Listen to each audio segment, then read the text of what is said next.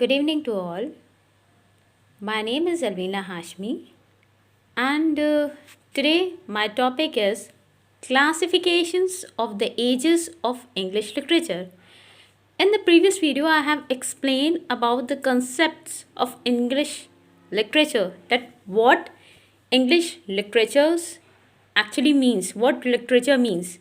Now, in today's video, I will explain that the classifications of the ages, English literature की जितनी भी edges हैं उनका कितने टाइप्स में क्लासिफाइड हुई हैं. सो फर्स्ट एज है हमारी एंग्लो सैक्सन पीरियड, जो स्टार्ट होती है 450 टू 1006 से. और इस पीरियड की जो सबसे एपिक जो वर्क है वो है Beowulf. Was the first English epic that publish in 8th century. Beowulf एक राइटिंग है जो इस पीरियड्स में इमर्ज हुई थी. और Cynewulf was the leading poet of this age. और इस पीरियड में जो है वो सीनीफुल्फ है, एक राइटर है जो बहुत ही प्रोमिनेंट राइटर है इस एज में. उसके बाद हमारी मिडिल एजेस आती है. मिडिल एज किस पीरियड से है?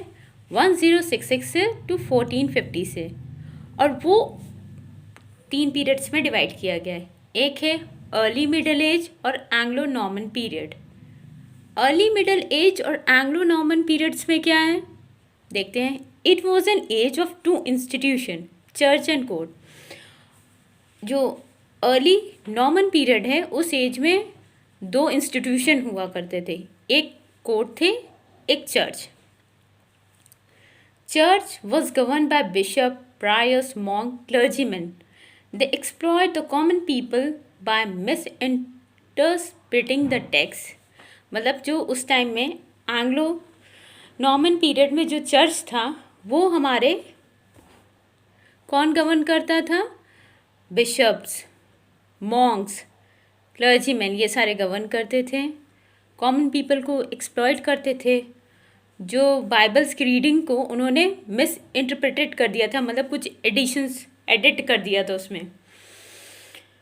The common people of this age were illiterate, unsophisticated and uncultured. और जो कॉमन पीपल थे इस एज के वो इलिटरेट थे, अनसोफिस्टिकेटेड थे. कल्चर, अब जाहिर सी बात है अगर वो इलिटरेट होंगे तो उनको ज़्यादा नॉलेज नहीं होगी, इसीलिए उनके अनकल्चर मीन्स मैनर्स नहीं होना.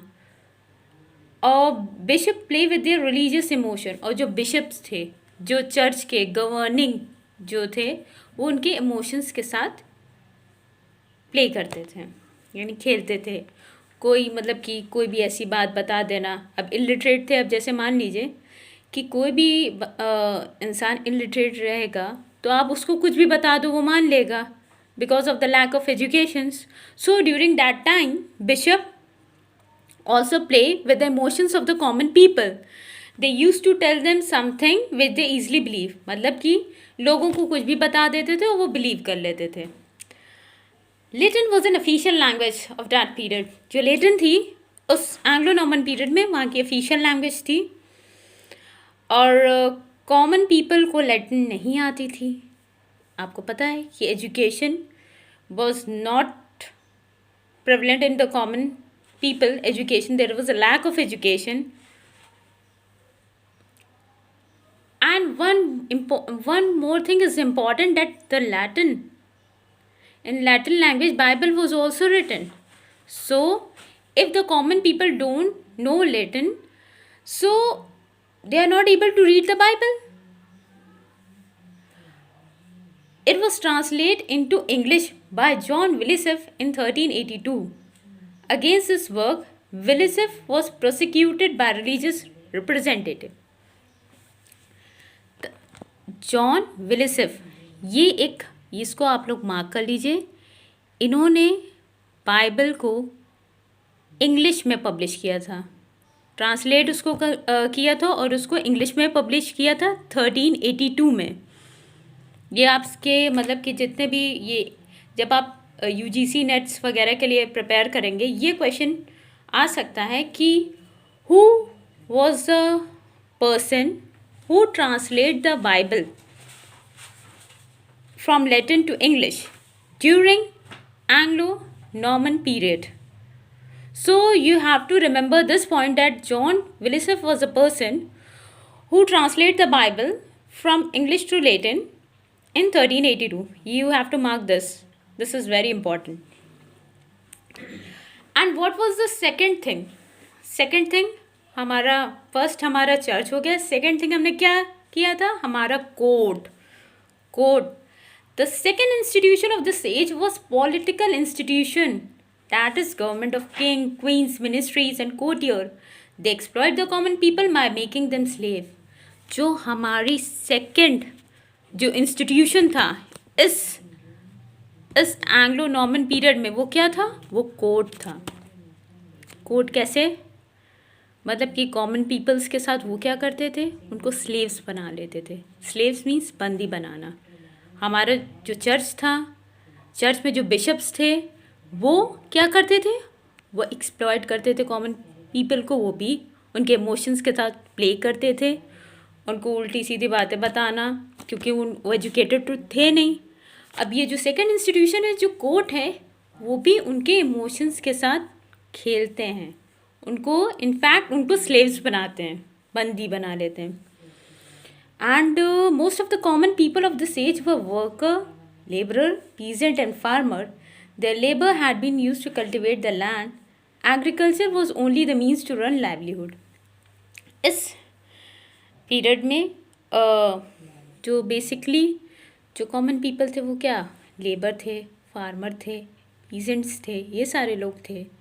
और एग्रीकल्चर इस टाइम में बहुत ही मेन ऑक्यूपेशन, ज़्यादातर लोग एग्रीकल्चर में इन्वॉल्व थे. In the field of literature, bishops and churchman play a significant role to educate the common people of this age. The life of Jesus Christ, saints and common men devoted to God were imitated. By the consequence, miracle play, mortality play, mystery play and interlude came into existence. And after that, you all know कि यहाँ पे कौन powerful था? जो bishops थे, जो churchman थे, इस पीरियड में बहुत पावरफुल थे, क्योंकि common people with their lack of education, they are not able to understand anything. So ये सारे लोग जो बिशप्स थे, जो कोर्ट्स के लोग थे, वो कॉमन पीपल को बहुत ही ज़्यादा परेशान करते थे. दे यूज टू एक्सप्लॉयट देम. और इस एंग्लो सैक्सन पीरियड में क्या इम्पॉर्टेंट कौन कौन से प्लेस हैं? Mortality play, interlude, miracle play, ये सारे प्लेस लिखे गए. सो बेसिकली आपका ये इस वीडियो में मैंने आपको दो चीज़ें बताई हैं. एक Anglo Saxon period, that was a short period. बहुत ज़्यादा बातें नहीं उसमें मतलब हुई है, बहुत ज़्यादा चीज़ें नहीं हुई हैं. Beowulf was the first English epic that publish in 8th century and Cynewulf was the leading poet of that age. लेकिन ये जो हमारा ये एंग्लो नॉर्मन पीरियड है, इसमें इम्पॉर्टेंट एक क्वेश्चंस मैंने आपको बताया है कि आपको ये याद रखना है कि जॉन विलिसिफ was the person who translated the Bible from Latin to English in 1382. ये आप इसमें मार्क कर लीजिए. ये यूजीसी नेट्स वगैरह में ये क्वेश्चंस पुट अप हो सकते हैं. सो बेसिकली मैं धीरे धीरे थोड़ी थोड़ी आपके लिए मतलब कि एक्सप्लेन करूँगी आपको सारे मतलब पीरियड्स अच्छे से, ताकि आपको ईज़िली समझ में आ जाए. क्योंकि बहुत से लोगों को प्रॉब्लम्स होती है ये जो क्लासिफिकेशंस ऑफ इंग्लिश लिटरेचर को समझने के लिए. So basically I am going to help you out and make you mark something important which is beneficial or important for your UGC NET exams. Okay, I hope you like this video. Thank you.